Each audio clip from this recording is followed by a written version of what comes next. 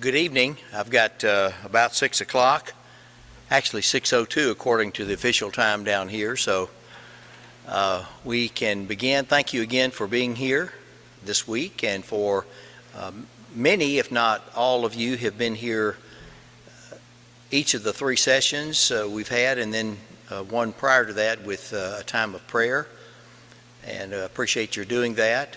I'll go ahead and announce that we are extending these sessions for 1 week to include next Wednesday evening, and a new friend, Reverend Melvin Wright, pastor at Bethany Missionary Baptist Church, will be here. He is a black pastor in our community, and I've invited him to come and share from his experience as a black person, growing up in the black community and continuing to live and work in that environment. And I'm sure there's a lot that we can learn from him. He seemed to be appreciative of the opportunity, so I'm looking forward to him being here next Wednesday. Same time, everything else will be the same, but just wanted you to go ahead and know that. At the end of our time this evening, after we've had an opportunity for some questions and answers like we've had in the past, I have some questions that I want to ask of you, but that will be at the very end of the time, about kind of where we go from here, sort of thing. Would you bow with me for a prayer? Father in heaven, we ask you to bless our time together this evening. We do recognize that in this place, a place of worship, a place that has been dedicated to the worship of you and to the learning of your ways and how we can live in those ways, we feel your presence here, just in being in this room and being with your people. Thank you for the strength and the security that we feel from being in your presence and the presence of your people. Bless our time together tonight. Use Pierce to share with us more information that we need to know in order to live as your people and to make a difference, a constructive, positive difference in this community, more nearly for it to be like you want it to be. Again, Father, we thank you for the love and grace that you have shown every one of us and every person, every single person who resides in our community, through Jesus Christ, in whose name we pray. Amen. I don't think I really need to make a formal introduction of Pierce Story as our presenter. Most of you have been here, so you've heard, but for those who may not have been here in prior sessions, Pierce has an interesting journey of someone who has been a member of, he and his wife, members of more than one black congregation in communities where they have lived, and that has led him to investigate what that is all about and relationships between white Christians and black Christians, and that's really the perspective that he has. And so he'll recap a little bit tonight what he has talked about previously, and then get into some of the what do we need to do or what ought we not to do moving forward. So Pierce, looking forward to what you have to say. Thank you. Well, thank you all for coming again tonight. I appreciate your interest in this passion, and I'm certainly passionate about it, and I appreciate all of you who have come 1 or 2 or even 3 times, because I think this is just the beginning, and this hopefully will be the start of something within this congregation, within this community, within Knoxville. So I do want to go back and touch on a couple of things that we've already touched on, just to kind of recap and set the stage for where we are. So, you know, if you think back across the past couple sessions, if you've been here, if you've watched on TV, Christians, first off, Christian whites and particularly Christian evangelicals aren't exactly everybody's favorite people, and we know that from society, but our history, particularly during the time of the civil rights movement, particularly if you go back into the 1700s and 1800s, we weren't exactly on the side of equality and freedom, and so we've got a little bit of a tainted history, and we know that. This is not news. And so what came of that was that God's church back in the 1700s, 1800s essentially got split down the middle, black and white. And it was due largely to segregation in our Christian churches and our Protestant churches specifically. And so now we, despite the fact that we have these multi-ethnic churches in our communities now, we still see that split. We still see the black church and the white church in many communities. And that even though we think of those largely as benign now, we think of them in terms of history of family, history of the congregation, wanting to be with folks like us, wanting to be in our own communities. There may be socioeconomic boundaries, geographic boundaries, etc. Nonetheless, those splits are there. But in a way, if you think about it, those splits back in the 1700s and 1800s helped push Christianity, I think, further into the black community than it might have otherwise gone, further into the black community than it might have had they stayed within segregated white churches. So now we have a lot more penetration of Christianity. We have black churches with their own history, their own culture, their own fondness of particular music styles and preaching styles. So we've kind of broadened the reach of Christianity. So I like to think that God meant all this for good somehow, and it's now up to us to take advantage of it. Because now we're 350,000 congregations. We're 54 million people who attend church every week or try to attend church every week, with another 150 million who claim Christianity as our faith. That's 200 million people.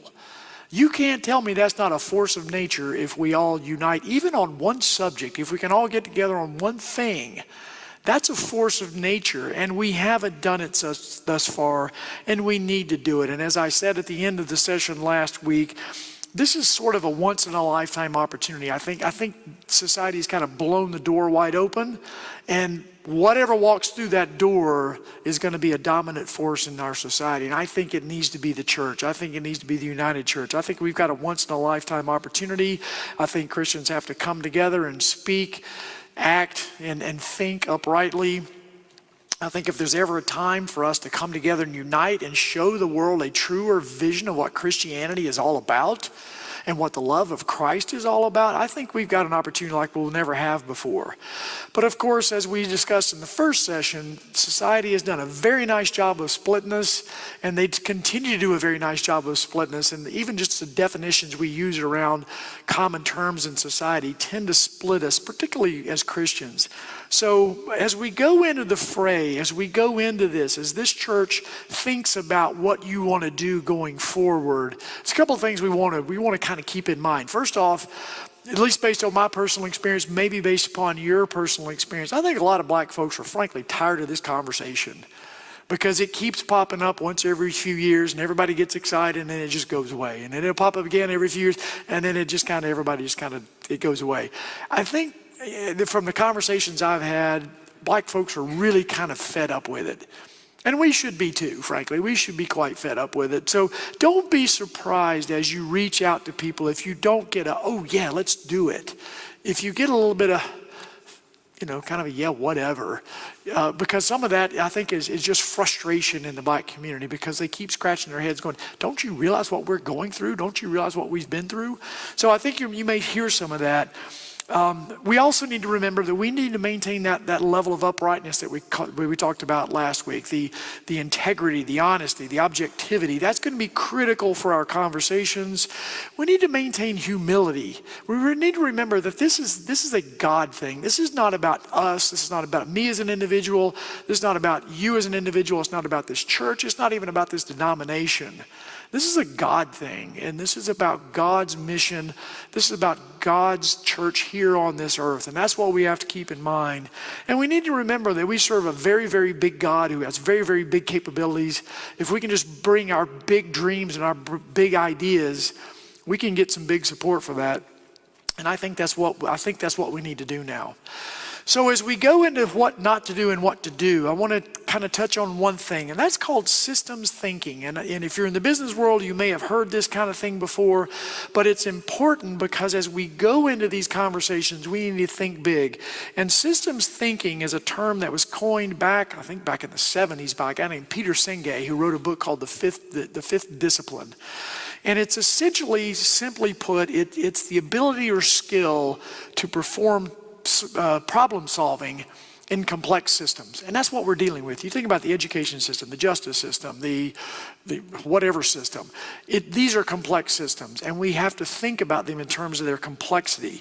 And it's really the interdependencies and how everything fits together that makes these systems hard to discern and hard to figure out, because A influences B, which influences C, which influences X, Y, and Z. And if you don't pick it all apart, if you don't see all those interdependencies, now as one thing influences another thing, which influences another thing, you're going to miss out on the real answer. So systems thinking is really a way to analyze the relationships between the parts and pieces of a given system so that you can make better decisions about it. So as we're doing this, we need to think big. We need to think about those interdependencies. And if it goes all the way back to the 1700s, so be it.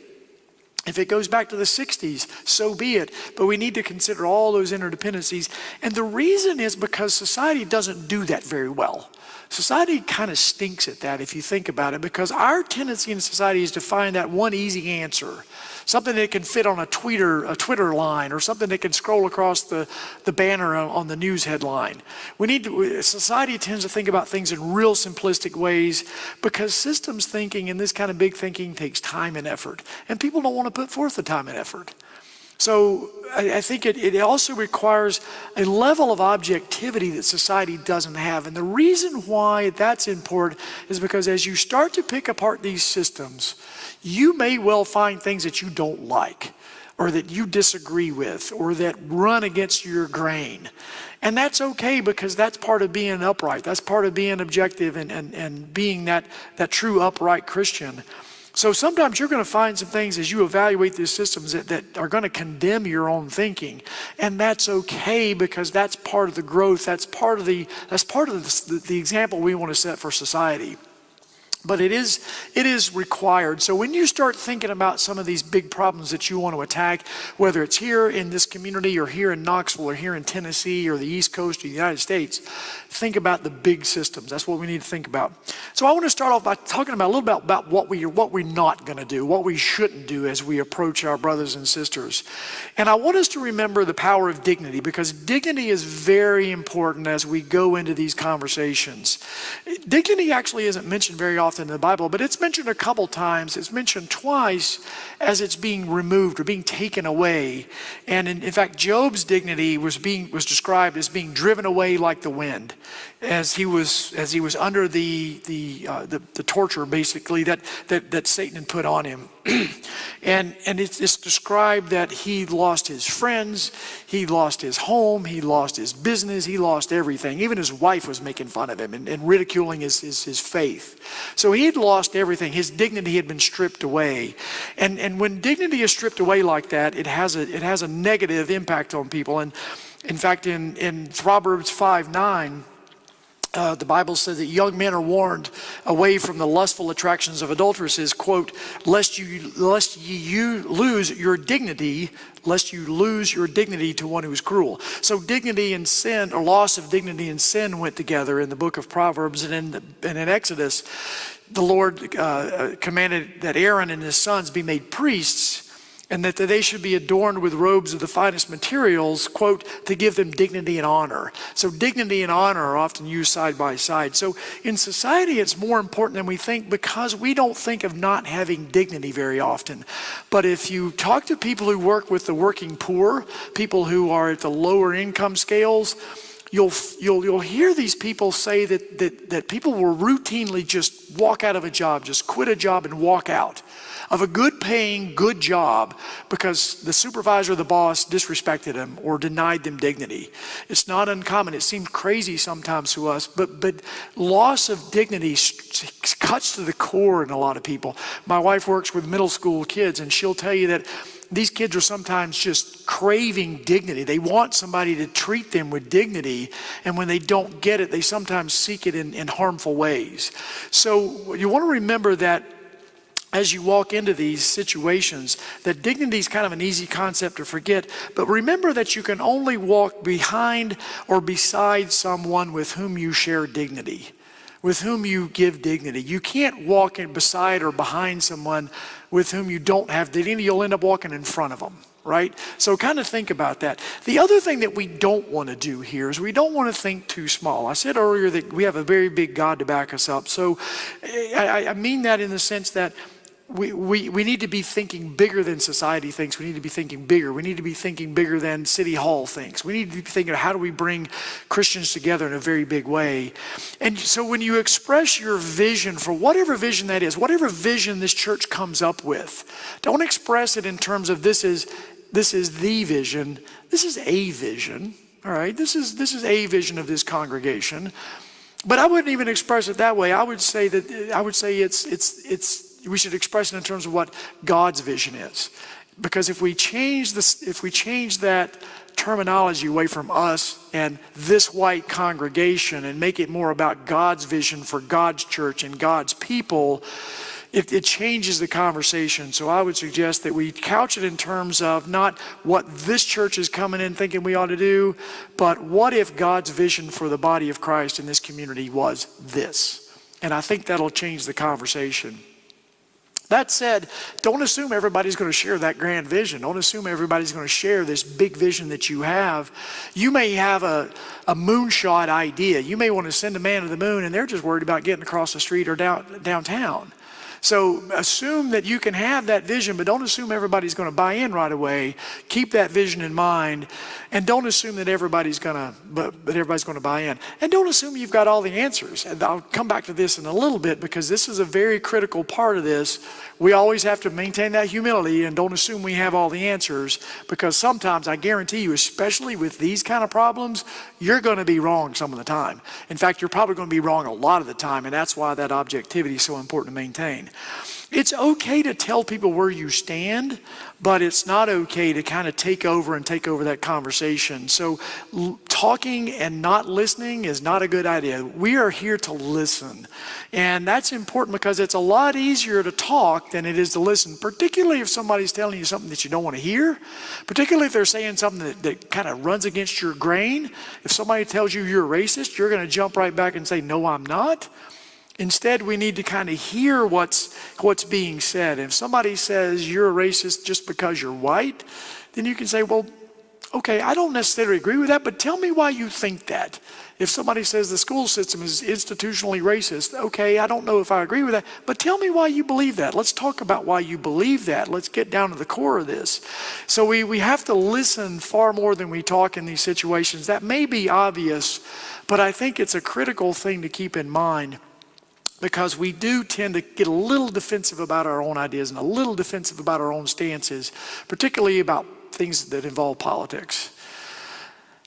The other thing that seems kind of obvious but may not be obvious is that we can't come in and take over. And I've heard this repeatedly from black pastors that I've been under and black pastors that I've talked to and lay people that I've talked to. And I'll give you some examples. A pastor said to me one time, when we see white people coming, we go the other way. We go the other way. And he added and clarified, he said, when we see Christian white folks coming to quote unquote save our day, we know they just want to swoop in, pretend they have a solution, and feel good about themselves. So he was extremely cynical based on some experiences that he had had. Another black pastor put it this way. He said, white folks just want to come downtown to do their good stuff, then go back to the suburbs and leave us here with all the hard work to do. Which was implying that they weren't in it for the long haul. They just wanted to kind of feel good, come in, swoop in, give some ideas, and then swoop back to the suburbs and be safe and be happy and all that. So his frustration was the lack of a desire to do the heavy lifting. Another black pastor offered this. He said, white folks tend to come in and take over and leave us and our ideas out. And his community had that happen a couple of times, and it left them with a sense that the white Christians felt like that the black community wasn't good enough, smart enough, or able enough to do anything for themselves. And he said, the feeling we got was that these white folks were coming in from downtown or from out of downtown and saying, y'all live in this really bad neighborhood with crime and drugs and everything. Let us show you how to do it, because we don't live that way. So we'll tell you how to do things. We'll tell you to make everything better. And the fact of the matter is, another sister put it this way. She said, these are our problems. Y'all don't know how to fix it because y'all don't know us. You don't even know who we are. And here you are coming down telling us how to do things. And as a final example, a pastor described the solutions that some whites had brought to the table. He said, they're just too simple and too easy to do any good at all. You guys aren't even thinking outside the box. So a lot of that comes back into play as we start to try to communicate and collaborate with the black community, with our black Christian brothers and sisters. Remember that we need to engage in a far different way than we have in the past. And one of the other things we don't want to do, and just sort of a final thing, is going too far too fast. I think that because we need to build those relationships as we go, and maybe we've got this big grand vision of where we want this thing to be. Maybe our vision is we want the next great awakening in our community. We want the next great awakening in this country, and these people just want a fair judicial system. Or they just want, a better funding for their inner city schools. So we may have a moonshot idea. We'll get there, but we may have to work on a little bit different pace. The road to that great idea may be a little bit of a meandering, windy road. We'll get there, but it may not be the express freeway that we'd like it to be. So what we're going to do, though, what we're going to have to do is step out into that community. And that means getting out of these four walls, which is not a place that we've always done very well. I mean, I know that a lot of people do a lot of great things. We've got people from our church in Central Baptist that come downtown and do stuff all the time. And that's great. It's not everybody in the congregation, certainly, and anybody who works in nonprofits will tell you that 10 or 15% of the people do 90% of the work. I think it's got to be more engaged in that. I think we've got to make a commitment to this in a way that we haven't before. And as you go into those conversations, let them know that you're in an educational process. Let them know that you're trying to get educated. Don't go and say, hey, we don't know anything about you. Tell us everything. Because I can guarantee you that's not going to go well. Thanks to Pastor Crocker and the group here and the executive team here, I'm so impressed that you're having these lectures to begin. Not that you're having me, but that you're talking about this at all. I think it's great that you're even having these kind of conversations week after week after week, and it's going to continue next week and hopefully the next and the next. And I think that's great because that's part of the perspective that you need. And when you go to your brothers and sisters, you need to help them to understand that you're coming at this from an educated standpoint. Look, you don't show up for basketball tryouts if you've never dribbled a basketball, right? So learn to dribble, learn to take a shot, and then you can try out for the team. So it's great that we're doing this, but I think we need to continue to be educated. And I'll come back to that in just a second because there's some other things around that we need to remember. The other thing that you need to do is remember that this is a long-term solution. I just mentioned this before. This is a long-term commitment. I'm sorry. The solution is long-term, but the commitment is long-term. This is not something we're going to do in a few weeks. If this is the end of this, we have wasted the last 3 Wednesday nights or 4 Wednesday nights, and we'll waste next week. Right? Because if this is all we're going to do, then we're not in it for the long haul. To bring the Christian community together, to bring Christian whites and Christian blacks together, as has never been done in modern America. This has never happened outside of a multi-ethnic church, which are few. This has never happened before. To bring the Southern Baptists and the AMEs together to do anything except fight, that's never been done. So this is going to be a long-term commitment. And I'll give you an example of that because when my wife and I started going to the AME church in Atlanta, when we first started going, the first day we were kind of, we were welcomed by a few people, but it wasn't a big warm hug. When we went the second week and the third week and the fourth week, people realized these people are sticking around. These people are not going to leave. And we kept going and kept going and kept going. And pretty soon we were part of that congregation, and we were warmly welcomed. We were as welcome as anybody in that congregation, with a few exceptions, but for 99% of the people there were just as warm as they could be. And when we joined, they started asking us to be on this group and this committee and that ministry. And it was because we were willing to make that long-term commitment, and we were able to have conversations and have dialogue and have relationships that we would never have had if we hadn't made that kind of commitment. And of course, one of the other things we have to do is communicate. And this is going to mean hearing stuff that you don't want to hear. I hear stuff I don't want to hear, and it drives me nuts not to be able to say, no, you're wrong. Like, I'll give you an example. This just came across my desk the other day. And I'm not saying this is right or wrong, but this just came across my desk. I thought, this is a good example. So this came from the National Academy of Medicine, which is not an insubstantial group of people.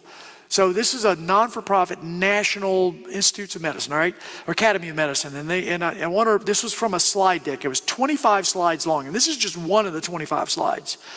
And it says, quote, "The adverse impacts of racism can be manifested in lower quality health care, residential segregation and lack of affordable housing, acts of state-inflicted violence, punitive policing and mass incarceration, and the accumulation of daily stressors resulting from micro and macro level aggressions, unconscious bias, and discrimination." And that was one slide out of the 25. So, I read all 25, and it was pretty damning. And I wanted to, and my thought was, that's the kind of stuff we're going to have to listen to. That's the stuff we're going to have to hear if we're going to get into dialogue with our brothers and sisters, because that's what a lot of our brothers and sisters are thinking. Okay, we can have the dialogue around what all this means and what all the definitions mean, and I want to encourage those kind of dialogues. In fact, as you start the communication, you may want to say to this person, if they were to say that to you, what do you mean by microaggression? What exactly does that mean? And why do you feel that you're faced with that? When you say that state-inflicted violence, what do you mean by that? Let's talk about where that comes from. And so I think that kind of level of communication is going to be critical as you start to. So the other thing you can do is start to ask questions of these people that you're working with. What keeps you up at night? What really bothers you about either the race relations between Christian blacks and Christian whites? What do you think about the history of the split between the churches? Does it bother you? Do you even think about it?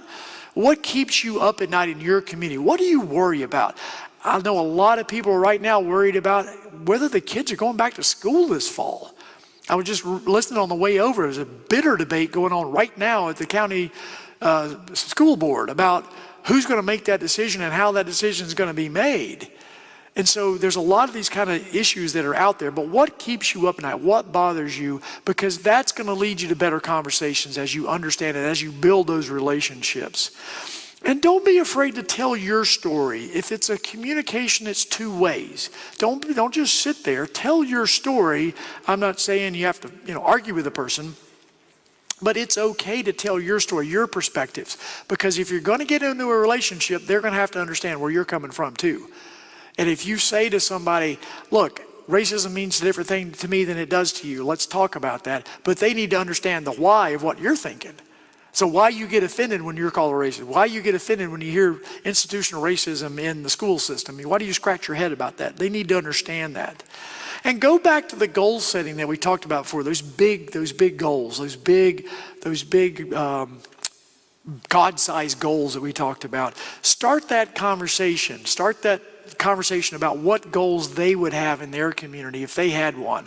I like what I'm talking to be like, if it was your birthday and you could have anything, what would you want right now? What would you want in your community? What would you want for this city? What would you want for your kids?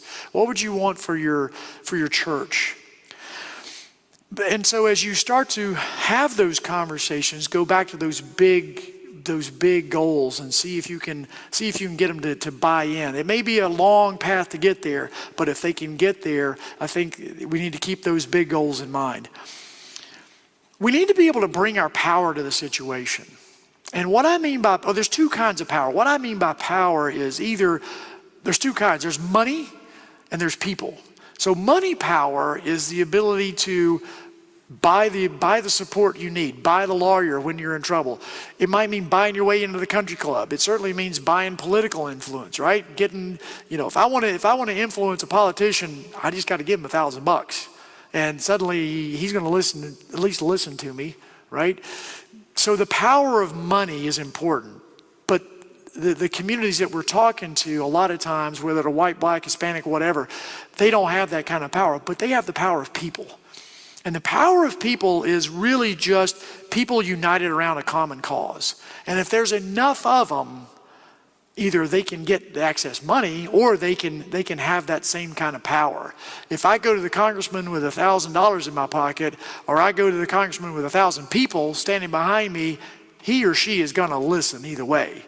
So take your power, whatever power you have, if it's in this congregation. As I remember, I talked to a pastor out west, and he said, well, we don't have a lot of money, but we've got doctors and we've got lawyers and we've got people who have influence, so we can bring that. And I said, yeah, you can bring that in spades. So bring what you have and bring the power that you have, and remember that your brothers and sisters may need that power, and make that accessible to them.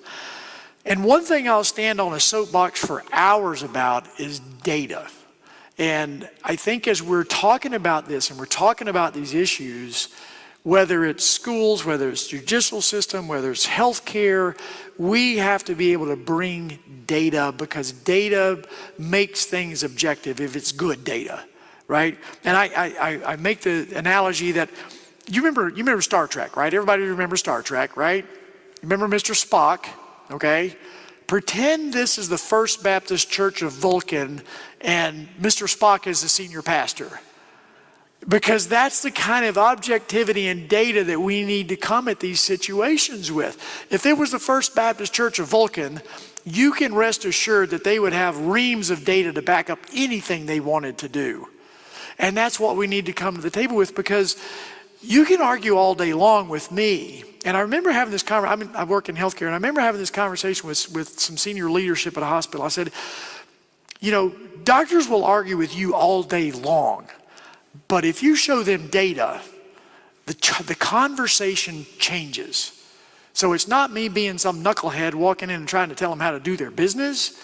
Now it's data. Now they're having a different conversation about what the data really means. So I'm going to encourage you to use data, because the bigger the issue, the more you need data. And I think about this whole COVID thing.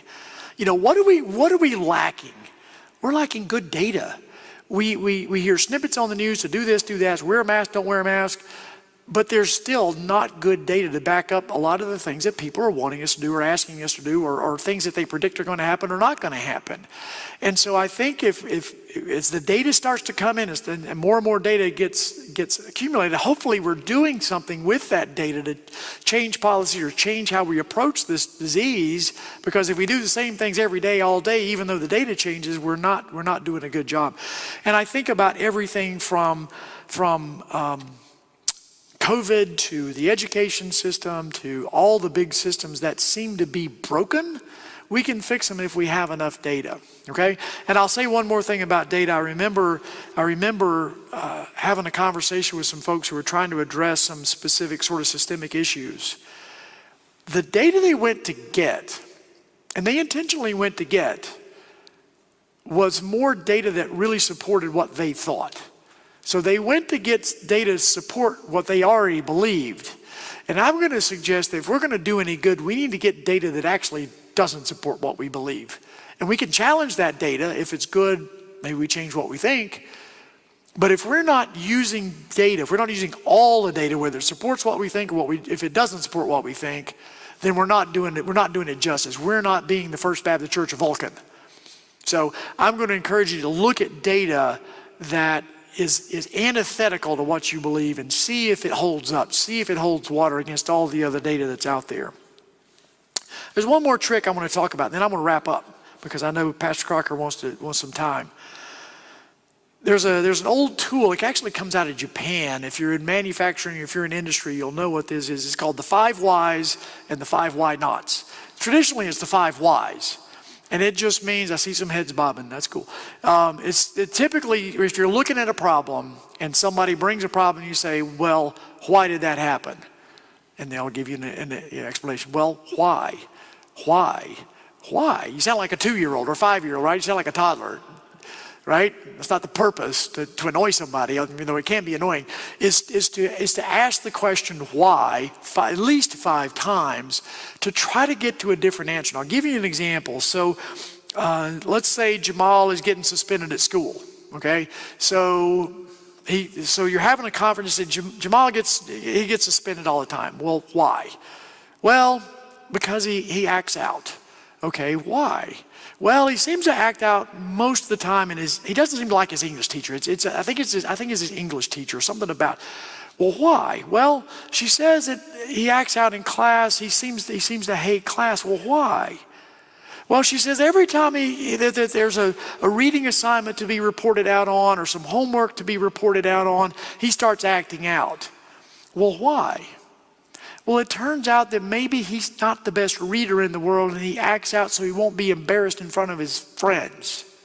He won't be called stupid. He won't be called an idiot. It's not because he's a bad kid. It's not because he's a troublemaker. It's because he can't read. So, you get in these situations, and if you start asking the whys enough times, you'll get to the answer. You get to at least closer to the answer. And so when we do this, we have to be willing to say, wow, I was totally wrong about that. I was completely wrong. And let's move on.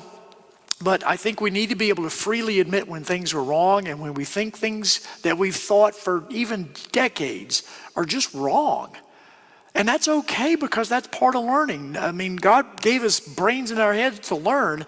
If we're not willing to do that, we're not using the gifts and the talents He gave us effectively. So we need to be able to do that. So I want to kind of wrap up with a quick example of kind of some of the systems thinking that you're going to run into. And Pastor asked me to make an example, and so I just kind of picked this issue of COVID-19 since that's all anybody ever talks about anymore, right?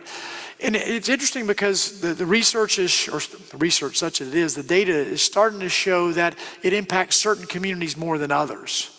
It's starting to impact, for instance, the poor Black community. Asian communities are starting to be impacted. Even now we're seeing in Texas and southern Florida, a lot of Hispanic communities are being severely impacted, more so than the white communities. And the question is, why? Why is that happening? And so there's a lot of things that you can look into. Obviously, the virus isn't racist. That would be quite a genetic marvel. But it's not, it's not racist. This is not about the virus being racist. So what's causing the differentials?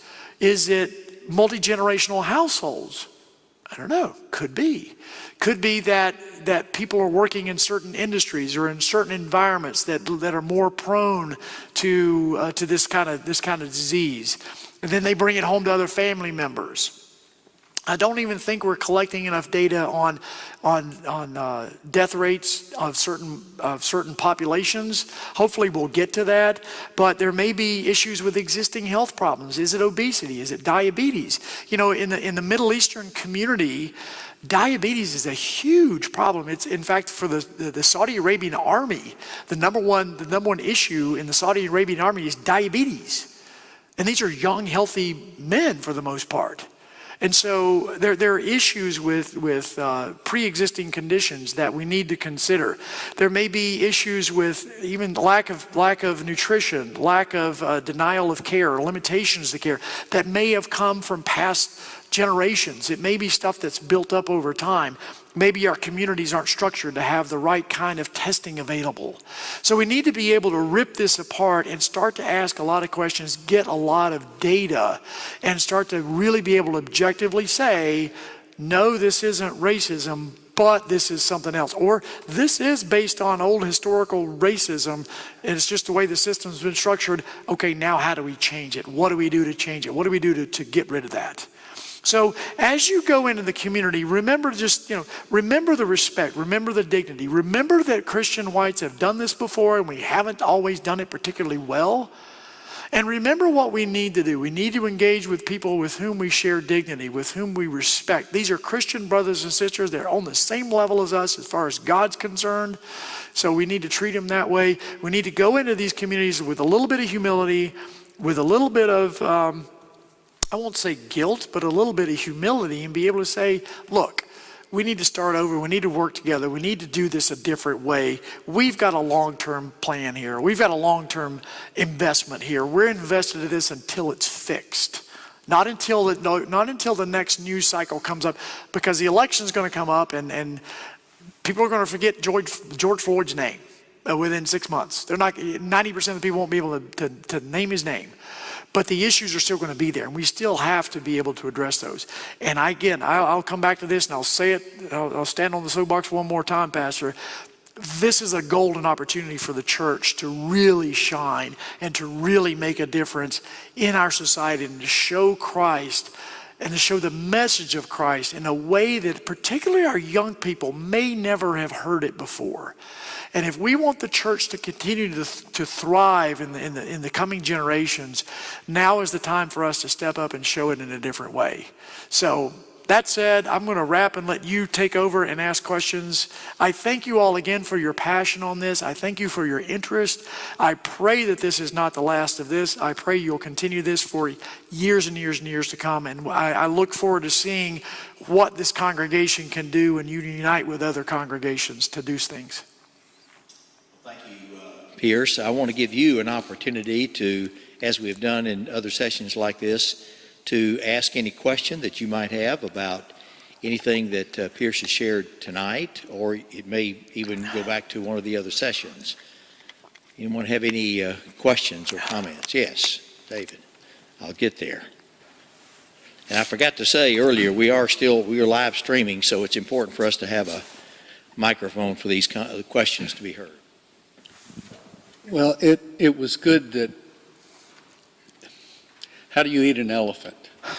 One bite at a time, right? And this is such an overwhelming issue. We see a flashpoint set off a crisis. Everyone's on edge with a disease, and then something else happens, and of course it magnifies it.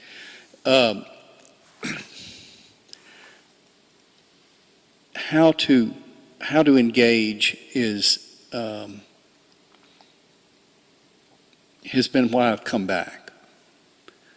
Who do we engage with? What opportunities do we afford ourselves? You talked about boundaries that we all have, whether we intentionally place them or not. We have boundaries that we live in.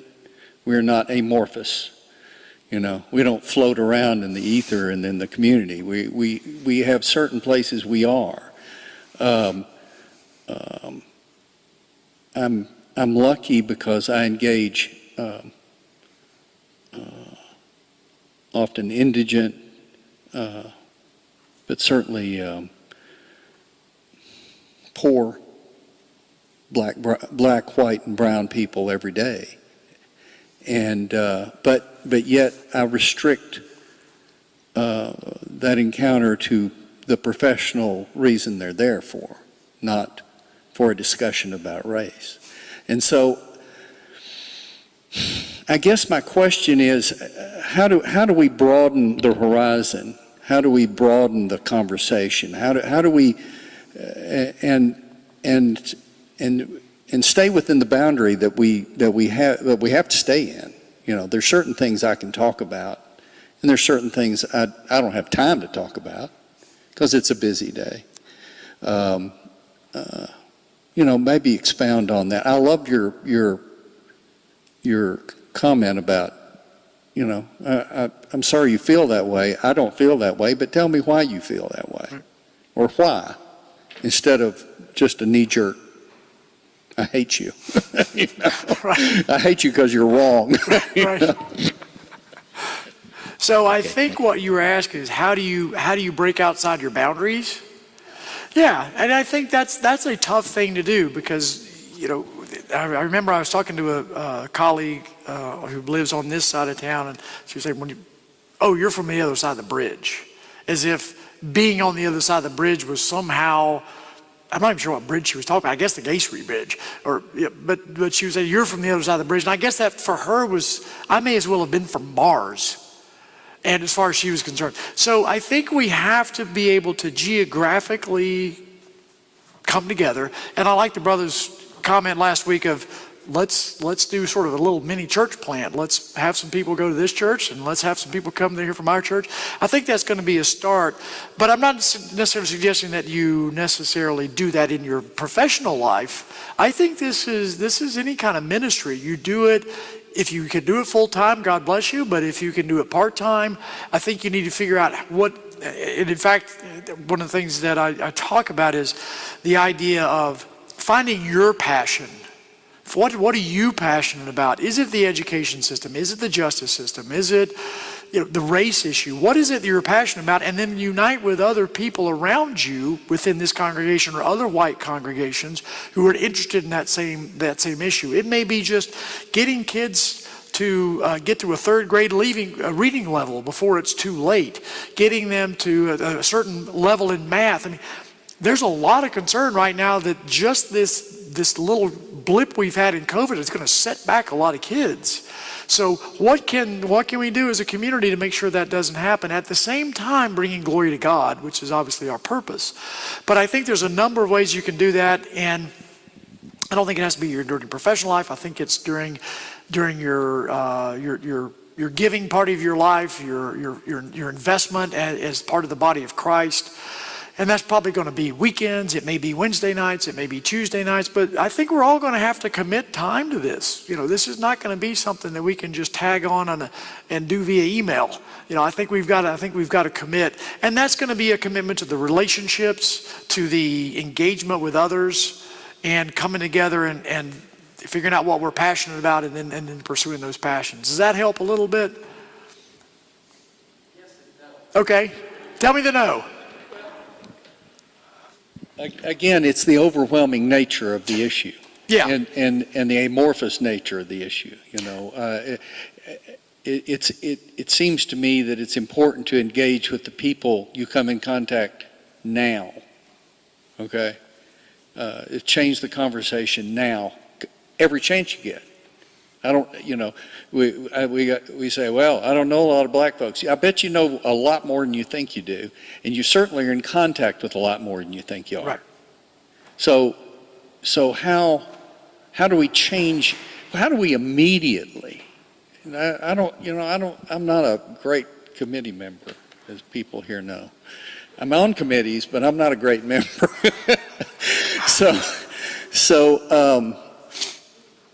I'm more, I just get out there and do things. And so I'm more interested in, how do we change that conversation yesterday? How do we go, okay, Mama, I've just taken care of your kid. Can we expand on that a little bit somehow? And it may see be, what I'm saying? Yeah, it may be just as simple as, what do you think about this? It doesn't have to be a big dialogue. Just what do you think about this? And I can see how that would be a conversation we would have as a church. Yeah. What do you think about X, Y, or Z? Just tell me what you think. What are those issues that we can throw out there? Because to get outside of the box, you got to kind of know you got to peek over the edge. Yeah. And I like the analogy of eating the elephant, but I think what we need to keep in mind is, we know it's an elephant. The question is, how do we go about eating it? What's going to be the best savory parts that we eat first? Do we eat the tail, or do we eat the tenderloin?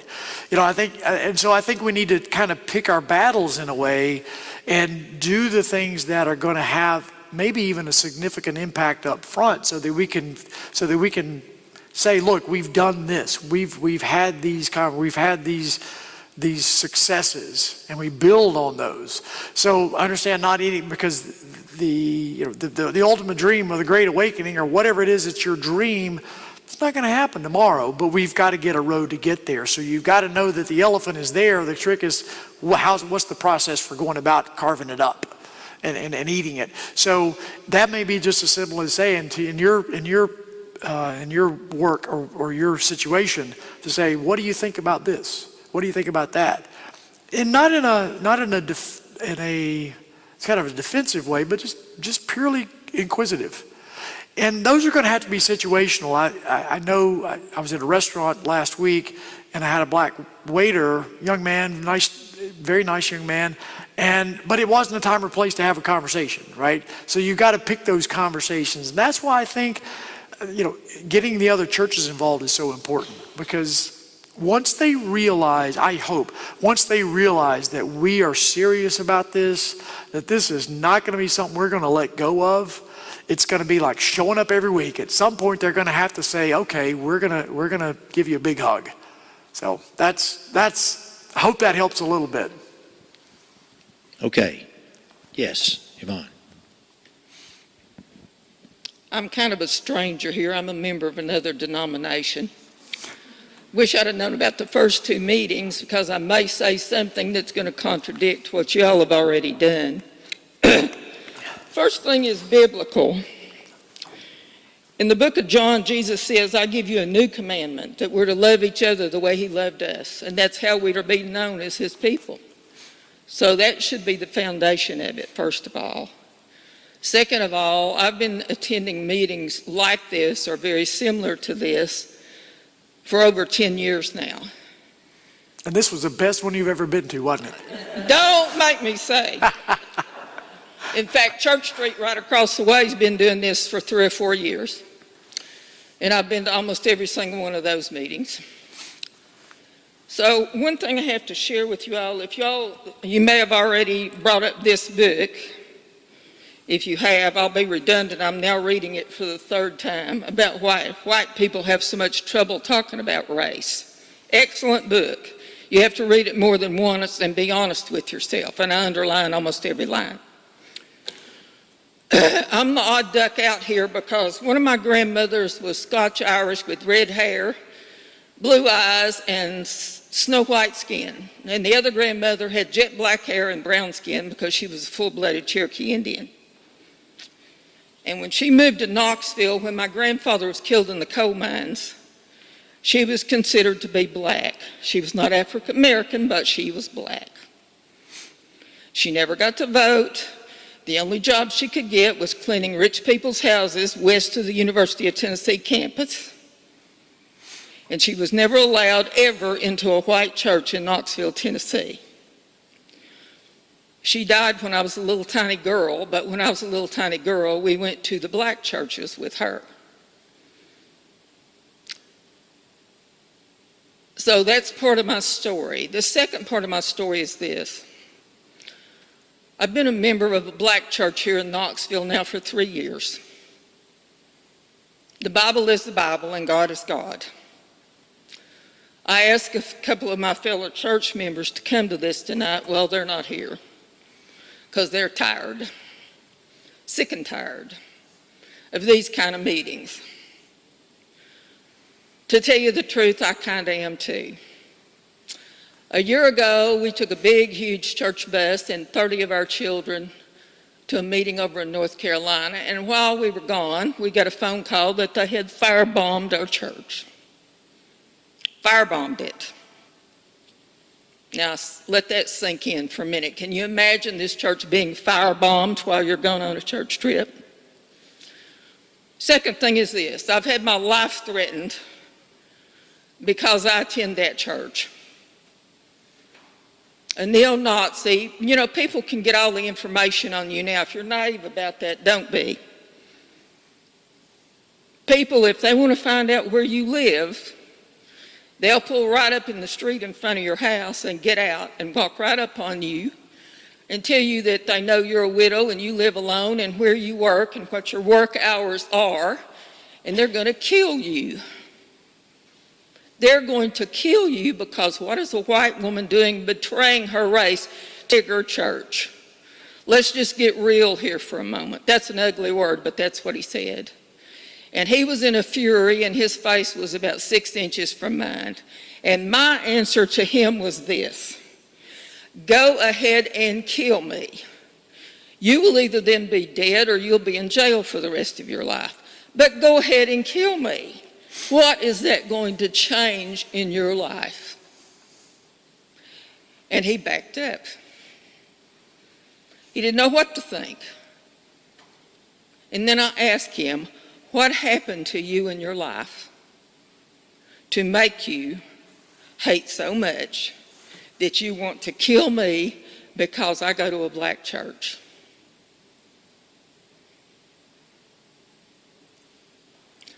So this is real world stuff. No, none of the members of my church are here, which, by the way, there are professors at the University of Tennessee. They're retired police officers. There are attorneys. Most of the people that I go to church with are highly educated people who may have more money in their bank account than a lot of us standing here now. I know they have more money than I do. I will give you one message that one man said. He said, I'm not going over there, but tell him I said it's a matter of the human heart. We have intellectualized this issue until we've absolutely beaten it to death in our brain, when what we need to do is accept each other and change our hearts. Now that man may come back and kill me. So what? I'll just be one white lady gone. And it won't change one thing in his life except he'll be in jail. Now the other issue is this. There's a lady sitting over there I know very well. I have my family at the black church, and then I have my family at the Knoxville Police Department. That's right, the police department. And the most criticism I hear about the police department is not, I repeat, not in the black community. It is in people who live in West Knoxville who think that police officers are something akin to an illiterate plumber. David Roush was one of the finest men that ever came to this Knoxville, and he's one of my dearest friends. And the people in the black community loved him without reservation. Why? Because he loved them back and he treated them with respect and he saw them as human beings. Two of my dearest friends on the police department are black officers who are both ministers. Lynn Clemens is a pastor in Lonsdale, and he is a minister at Emerald Youth Ministry in Lonsdale. The other one is Officer Claybo in South Knoxville. So I know I'm taking a lot of time, but there's been a lot of water under the bridge on racism. And I have heard more ugly racist comments made, and they're made to me because I'm a member of a black church. I've had more ugly comments made to me in the last 6 weeks than I've ever had made to me in my life. So from that standpoint, I don't see it's getting any better. Reach out with your heart. Be patient, be sincere, be kind, be respectful. I don't know who you had here for the first two meetings. I suggested Harold Middlebrook, who worked with Martin Luther King, Bob Booker, who is the historian in Knoxville, and Reverend Renee Kessler, who is the director of the Beck Cultural Center. And if you've never been to Beck, take a trip over to Beck. Now, last Saturday, I spent down on Martin Luther King with the Black Lives Matter people, helping little children put their handprints on the sign in the middle of the street in front of Austin East. If you've never been to Austin East and seen their dance troupe and their drummers, you won't see anything better on Broadway in New York.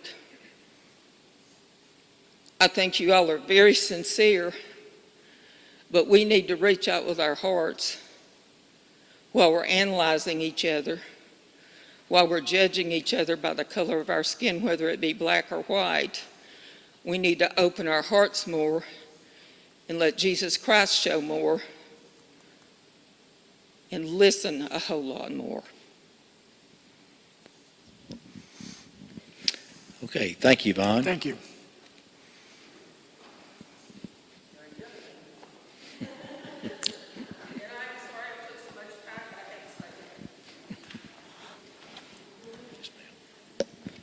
I think sometimes we make a mistake when there's a meeting, whether it be for work or church, and that meeting happens to be on the wrong side of town, then maybe we'll skip that one and go to the next one. We need to go. Yeah, I don't disagree.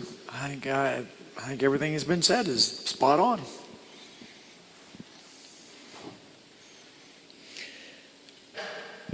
Well, I'm going to get rid of this.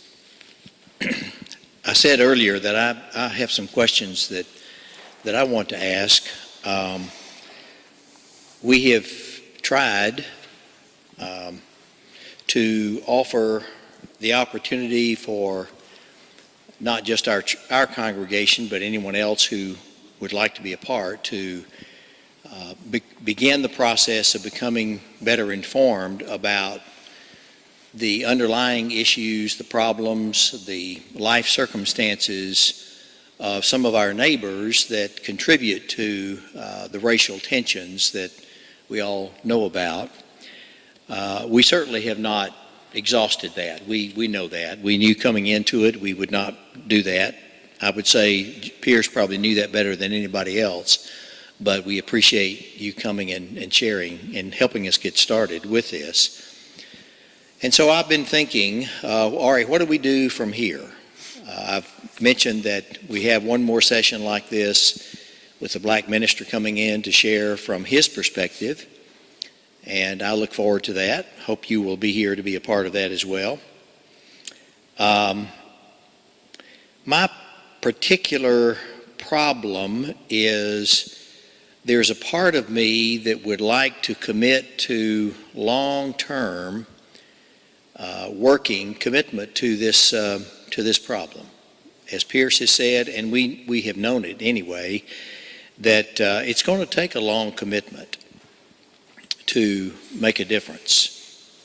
We're not even sure tonight exactly to what we would be committed, except better race relations. But in terms of how to go about that, I don't think any of us really knows necessarily. We have a few ideas that have been mentioned, and some of those are really good. I'd like to do that. But you folks know, and I'm talking to First Baptist folks now, I know we have some others here, but I'm not going to be here long term. And so I'm a little bit uneasy about committing the congregation to something that I cannot be here to see through. So what I need to know is what the church wants to do. Maybe there are some good ways to get at that. I don't know. I want to ask you some questions here tonight and get you to respond. Just a few minutes. We're not going to stay here a long time.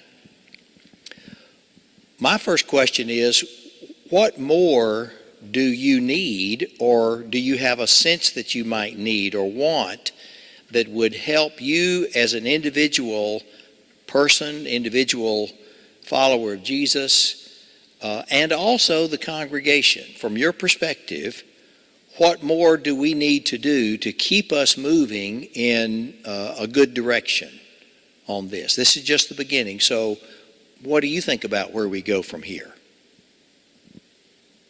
And at this point, I'm going to do my best to try to get a microphone to you, but feel free to speak up.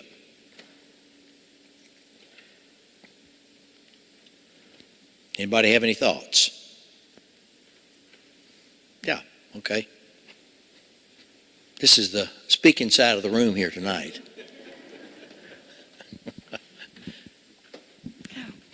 Well, most of you know that I go back and forth to Puerto Rico working on a school for the deaf, and one of the most exciting things that I see there is that there are no black churches and white churches. There are churches for everyone. That just is not a part of the culture at all. And a couple of years ago, I started on a journey, and I saw that some of my experiences were similar to one of my professors. So I went to her for some advice. And she suggested, one of her first suggestions was to read the book that Pierce has mentioned in this person has mentioned white fragility. And as I was reading, the most powerful thing that the author said to me was that when she was growing up, nobody in her family that really loved her mentioned that she was missing anything from segregation. And I began reflecting on my life experiences. I was born in Washington, D.C., and I lived there in the district there for after my kindergarten years. No, 1 year. It wasn't years. I remember my parents talking about moving to the suburbs because they grew up on farms and they wanted some more space for me to play and my dad to plant fruit trees. But that really wasn't the root of their plan to move. They were thinking about, I heard conversations about wanting me to have a good education, and maybe if the schools continued to integrate, that that would be a problem. And so there was an African American girl in my class in kindergarten, and I didn't see any problems. We played together, we had class activities together. It just never kind of occurred to me that that was a problem. But we did move, and that's what we call white flight now. And I got to thinking about that and reflecting on, okay, we had an opportunity there in the 1950s, whenever this was going on, we had an opportunity to love our neighbors, and we kind of missed that opportunity. So now we've got another window of opportunity, and so we don't want to miss that. I realized that response by our family was wrong. So I had to go to my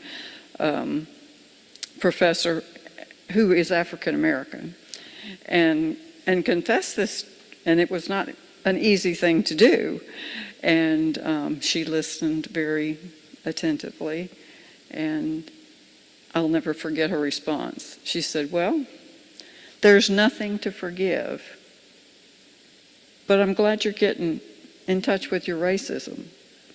Whoa, okay, so there we go. I began praying that the Lord would move what I knew in my head to my heart, and He has been doing that over and over again. And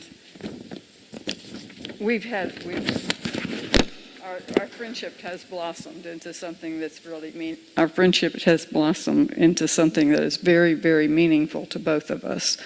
I know that God's really magnificently creative, and I used to think that He enjoys being worshiped in very many different ways from people with different cultures and all. And I was thinking that, well, the reason that we have black churches and white churches is that we prefer different kinds of music and different kinds of sermon delivery and things like that. But I'm beginning to think that that's not really the root of the problem. That's a surface thing that we see that's different, but that's not the root of the problem. And I'm beginning to see that, as my professor has been sharing with me, that African Americans have been discriminated against. Yes, okay. So some of the people that are putting those policies, like in business and even the halls of our legislatures, some of the people that are putting those things in place that are discriminatory are leaders in our white churches. And African Americans know how to support each other. And they're willing to do that because they are understanding. They've had similar experiences with discrimination. So they also would feel not completely free in expressing their problems, because that word might get back to someone who could in some way affect their job or their family situation. But how can we, the question was put to me is, how can we as a group of white people look at our complicity with some of the things that have gone on with them? And I looked up that word, complicity, and the definition is touching my heart the most deeply is partnership in wrongdoing. Partnership. If we're complicit with something, we're perpetuating the practice. So I'm beginning to explore my own complicity and privilege that I'm enjoying just because I'm white. So this is an ongoing thing. Once you get started, you can't stop. There has to be, when you're talking about dialogue with people, there has to be trust on both sides. And so one of the things that, one of the symbols that this church uses is the bridge. And so how can we build a bridge of reconciliation? And sometimes we have to look inward first to see where we are. So we might go, if we ask the Lord to show us, He will. It may be through a refining fire, or it may be through a still small voice. And so that's my question. How do we build a bridge of reconciliation? Thank you, Diane. Can I ask a follow-up question to you? Did I understand that a lot of these fresh understandings, revelations maybe, have come about through a relationship with another person and ongoing conversations with that person? I think that may be something that we need to pay attention to there. Bob?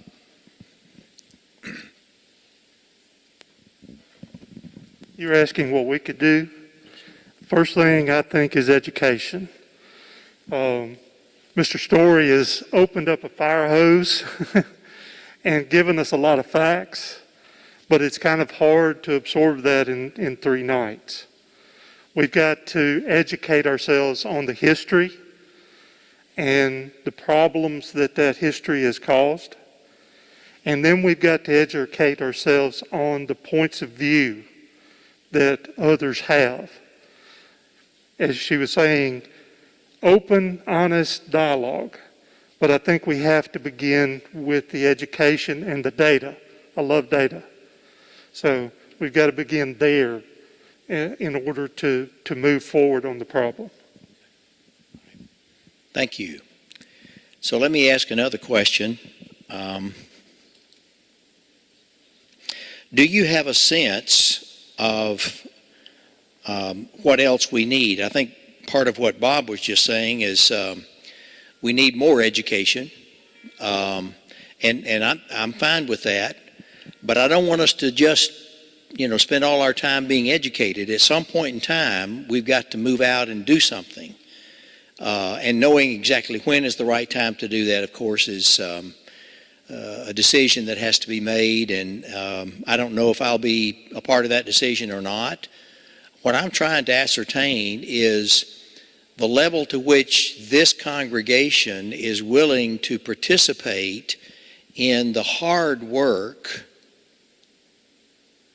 Did you hear that? Hard work of working towards racial reconciliation. Part of what makes it hard, as we've been told several times, is because that puts us necessarily in a position of listening more than talking, that for some of us right there is plenty hard. But then what we hear when we listen makes it doubly, triply, quadruply hard, because a lot of it is stuff we don't want to hear. So to what extent are we really, really willing to do that? And I can't answer that question. Anybody want to speak to that or have any thoughts about that? So, all right, what about this? I'm going to make it a little bit easier, I think. So how many of you, and I really want to urge you not to raise your hand if you don't think it, please. And I'm not going to take names. Either way, how many of you feel that we need to continue the process that has begun here, at least for a while, but with the commitment of, in the near future, I don't know what that is, but in the near future, coming up with something or some things that we can do to begin to make a difference in terms of race relations in our community. I'll just be honest with you. I'm not concerned about, well, I am concerned, but I'm not asking you to do anything to affect race relations in Washington, D.C., as important as that may be. We live in Knoxville. This is where God put us. So I'm talking about here. How many of you feel like we need to continue basically what we've been doing for a period of time anyway? Okay, thank you. Do any of you, we've heard some suggestions here tonight. We heard last week a suggestion that I heard several people say was a very good one. Well, let me just put it that way. Let's just do it that way. Again, don't raise your hand if you don't really mean it. How many of you here tonight, we don't have a real large group, but we have a respectable sized group. How many of you here tonight, members of First Baptist Church, would be willing to go for 10 weeks consecutively to a black church to build relationships there, get to know them, and begin to have conversations like Diane was just sharing with us, and bring back those experiences here? How many of you would be willing to do that as sort of an experiment? Okay. Can't you? Well, we'll give you a sabbatical from teaching Sunday school if you. I don't think it has to be 100 people. Maybe a dozen might be a good number. I didn't count how many hands were up, but that's a big change. That's a pretty good sized commitment. And we would ask for the same thing, that some of their folk would come here as well, not for just one Sunday, but for several. So what I saw was there are some people who are willing to do that. If we get to a point where we feel like this would be helpful in making a difference, being better informed, what is the phrase, a more complete truth, having a more complete truth as our understanding. Well, we need to probably wrap up at this point in time, but this helps me a little bit. I'm going to continue to think and pray about this, and I'm open to suggestions that you have. I would ask you to make that a matter of prayer, and if you feel that God is leading you individually in a certain direction, or you have a strong sense of how God may be leading the church, I'm also willing to hear that as well. Pierce, thank you again for being here for 3 weeks. I have some idea of what it takes to prepare 3 one-hour presentations. So it's a lot of work, and I appreciate him doing that. And next week we will have Reverend Melvin Wright here to share, so help me get the word out. We'll announce that on Sunday. It's in the announcement sheet, so hopefully. And by the way, these live stream sessions are going to be available on the website. If you happen to encounter anyone who says, hey, I'd love to hear that, I didn't get a chance to be there or I didn't know about it, they can go to our website and there's a link there that will take someone to that. Okay, let's bow together in a closing prayer. Father, thank you for answering our prayer at the beginning of our time tonight, that you would make your presence felt and that you are leading us in new frontiers, in uncharted territory for most of us. And that's a scary thing, but it's also one that will no doubt bring us closer to you and help us to be the people that you've called us to be. Father, show us what you want us to do here. We say we are in the center of the city with the Savior. Help us to find meaningful, lasting ways to demonstrate that to the downtown community, to the larger Knoxville community. If you would see fit to allow us to maybe even provide a little bit of leadership along with others, then we would welcome that opportunity as well. Father, keep us safe, keep all of our neighbors safe. Show us ways to share your love. We pray in Jesus' name, amen. Thank you again for being here.